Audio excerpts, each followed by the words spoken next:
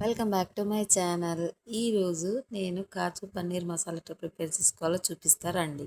Stove మీద బాండీ పెట్టి 2 table spoons oil, 2 table spoons నెయ్యి వేసి వేడయ్యాక కాజుని గోల్డ్ కలర్ వచ్చేంత వరకు ఫ్రై చేసి తీసి పక్కన పెట్టుకోవాలి. అదే బాండీలో ఇంకొక 2 టేబుల్ స్పూన్స్ నెయ్యి వేసి హోల్ గరం మసాలా యాడ్ చేసుకోవాలి. షాజీరా, చెక్క, ఇలాచి, లవంగ, మరాఠీ మొగ్గ, దాల్చిన చెక్క ఇవన్నీ వేసి కొద్దిగా ఫ్రై చేసుకున్న తర్వాత ఒక 4 నుంచి 5 సన్నగా కట్ చేసి పెట్టుకున్న ఆనియన్స్ వేసి కరివేపాకు వేసి గోల్డెన్ బ్రౌన్ కలర్ వచ్చేంత వరకు ఫ్రై చేసుకోవాలి.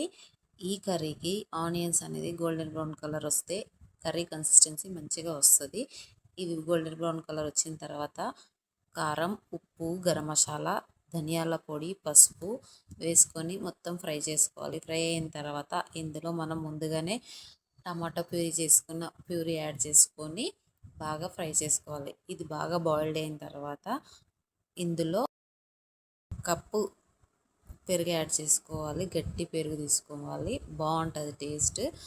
ఇది మొత్తం కలుపుకొని ఇందులో ఒక టీ గ్లాస్ అంతా వాటర్ యాడ్ చేసుకోవాలి. వాటర్ యాడ్ చేసుకొని సరిగ్గా అంతా మిక్స్ అయ్యేలా కలుపుకున్న తర్వాత మనం కట్ చేసి పెట్టుకున్న పన్నీర్ ముక్కలు యాడ్ చేసుకోవాలి. నేను పన్నీర్ ఫ్రై చేయట్లేదు, ఎందుకంటే మన పన్నీర్ అనేది గ్రేవీని బాగా పీల్చుకోవాలి అంటే పన్నీర్ అనేది ఫ్రై చేయొద్దు. టేస్ట్ చాలా బాగుంటుంది. నేను ఇంతకుముందు ఒకసారి ఆల్రెడీ చేశాను, బాగుంది కాబట్టి సో అలానే కంటిన్యూ చేస్తున్నాను.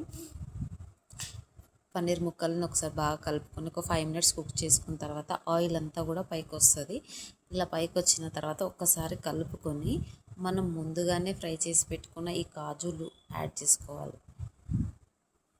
సన్నగా కట్ చేసి పెట్టుకున్న కొత్తిమీర కూడా యాడ్ చేసుకొని ఒక్కసారి కలుపుకోవాలి. కలుపుకొని స్టవ్ ఆఫ్ చేసి అంతే, ఎంతో టేస్టీ కాజు పన్నీర్ మసాలా కర్రీ రెడీ. నా వీడియో మీకు నచ్చినట్లయితే కామెంట్ చేయండి, షేర్ చేయండి, లైక్ చేయడం మాత్రం మర్చిపోకండి. Thank you, bye.